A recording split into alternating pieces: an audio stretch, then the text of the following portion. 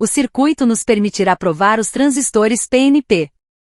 Este tipo de aparelho para provar transistores PNP é dos equipamentos de prova mais antigos que existem no mercado, tanto como os transistores, já que antes de realizar um circuito é muito útil verificar que o mesmo esteja operativo, e quando um equipamento para de funcionar é necessário saber se o motivo é a falha de algum dos seus transistores.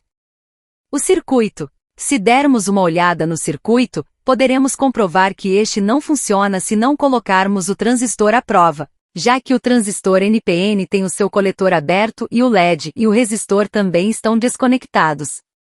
A coisa muda quando colocamos um transistor à prova. Neste caso, fechamos o circuito do NPN e o diodo. O transistor BC548 está montado como fonte de corrente constante, de forma que pelo seu coletor circula sempre a mesma corrente, independentemente do transistor a ser comprovado.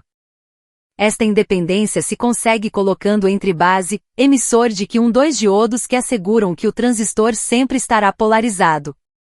A corrente constante de coletor é a que injetaremos na base do transistor a ser comprovado, de forma que se este estiver em bom estado, deve fazer com que o diodo LED se ilumine.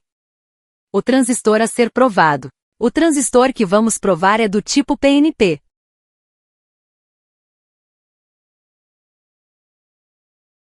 Se conhecermos perfeitamente quais são os seus terminais, emissor, base e coletor, logo depois de introduzi-los sobre os terminais que chamamos do mesmo modo, o diodo LED se iluminará, já que o polarizamos como emissor comum, fazendo com que circule uma corrente constante pela base.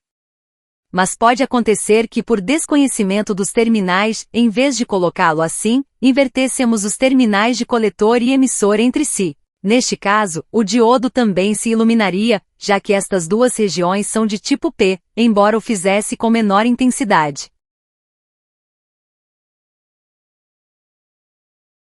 Partida. Se conectarmos o circuito à alimentação e não colocarmos nenhum transistor para provar, a montagem não faz nada, tendo, isso sim, um pequeno consumo de alguns microamperes através dos diodos e R1.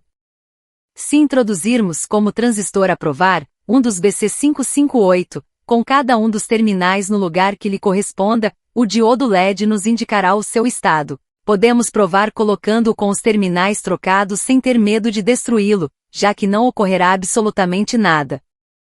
Devemos ter cuidado se queremos mudar os valores dos componentes da montagem, porque se diminuirmos demais o valor de R2, quase com certeza destruiremos o transistor à prova, da mesma maneira que o diodo LED, ao ultrapassar o limite máximo de potência dissipada.